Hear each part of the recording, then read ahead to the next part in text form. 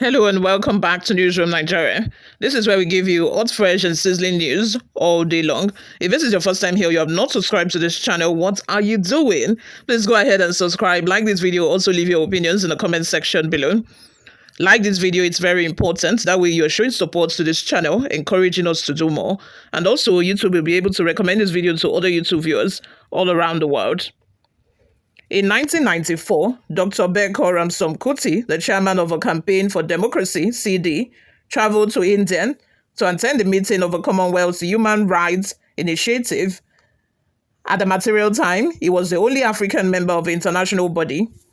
At about the same time, I traveled to Canada to deliver some lectures on the human rights situation in Nigeria. During my stay in Canada, I received an award on behalf of a CD.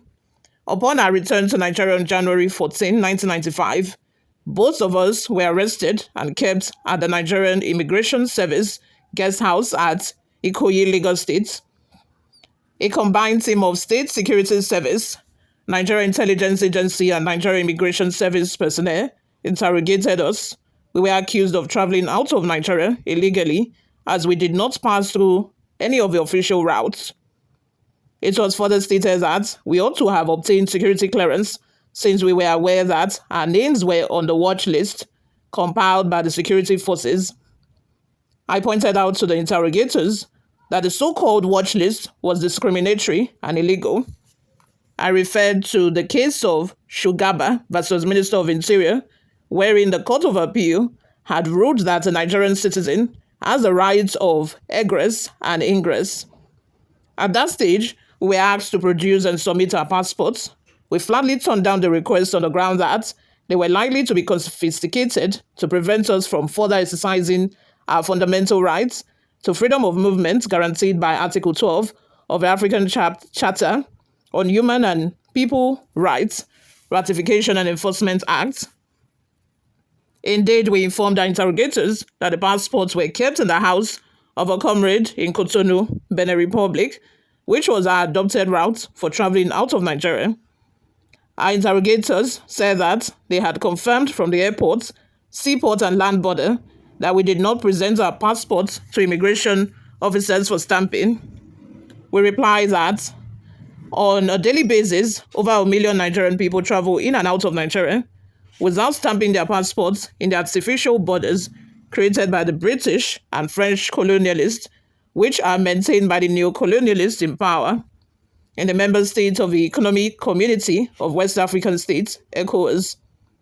As the federal military regime was completely embarrassed by the global demand for our release, the security forces granted us bail pending the conclusion of investigation.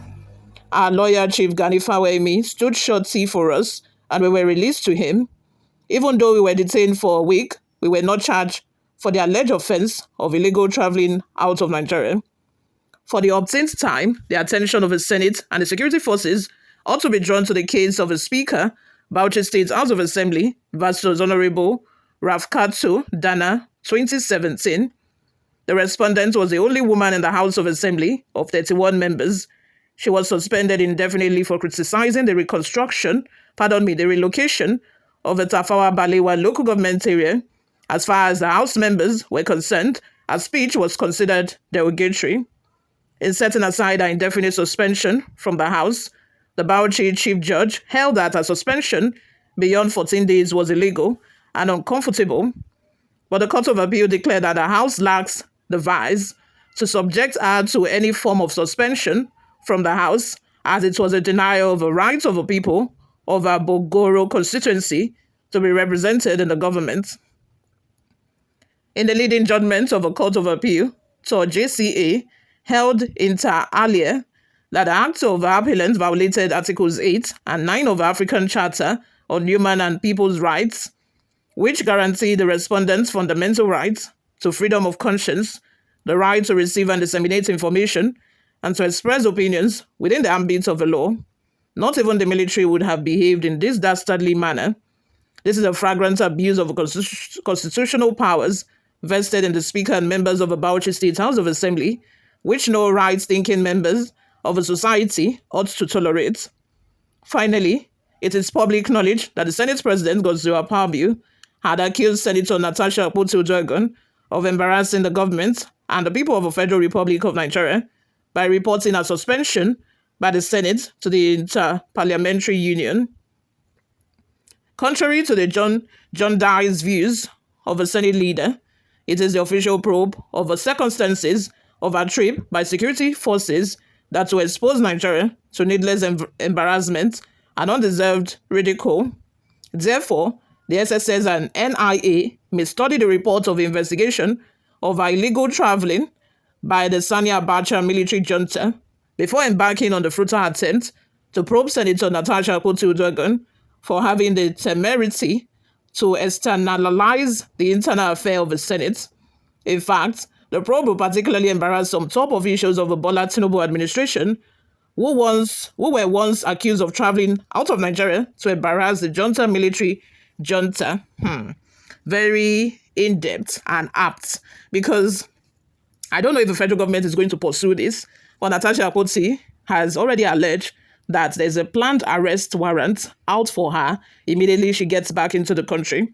And I think that, according to Femi Falana, I think that it is going to be, an embarrassment if the federal government actually arrests this woman, more than the fact that they think that it is an embarrassment for her to externalize an internal affair, by reporting them to the Inter-Parliamentary Union. I think that it will be a bigger embarrassment, let's just put it that way, if they go ahead to arrest her, because she has there's freedom of movement. She has that freedom to travel out of the country if she wishes. And the argument is that, they've told her part of her suspension condition or part of the discipline, that was given to her, handed down to her, was that she cannot go anywhere, to say that she's a senator or represent the people of her constituency. She has explained that she did not even, go through any official means. She only applied online and she was accepted. They asked her to come. She even explained that any individual, not minding if the individual is a government official or not, can appear before the Inter-Parliamentary Union, to state their case. It can be an NGO, it can be any organization. They can go there. It doesn't matter if she is a government official or not. I just hope that, Akpabio and Tinubu, they are able to handle this matter, because this is a very, it is a very dicey one. It wouldn't have even been dicey if they actually, followed due process in the first place, because this woman felt that she had nowhere else to turn to, nowhere else to run to. That was why she had to go to the Inter-Parliamentary Union, to report this case, so that those people can, do something about it. Maybe they can, one way or the other, influence, the Nigerian Senate, or probably Bola Ahmed Tinubu. And like Femi Falana mentioned, Bola Ahmed Tinubu himself was an activist. During the military era, he was one of those people who were, viciously fighting against the Abacha regime, doing all they can to make sure that Nigeria is no longer under the military regime. Even during the Ibrahim Babangida's book launch, Oshibanjo, the ex-vice president of Nigeria, mentioned the fact that that Tinubu was part of the struggle back then, fighting for human rights and everything. He even cited an instance where Babangida locked them out of their hotel when they were insisting that the Senate no longer holds, nothing like Senate, when he just took over government, and Tinubu and co were trying to, meet under the circumstances at that time. I said all of that to say that the world is watching. The world is watching very closely. I am watching very closely. Is Bola Ahmed Tinubu going to do the same things that he was fighting against when he was a senator?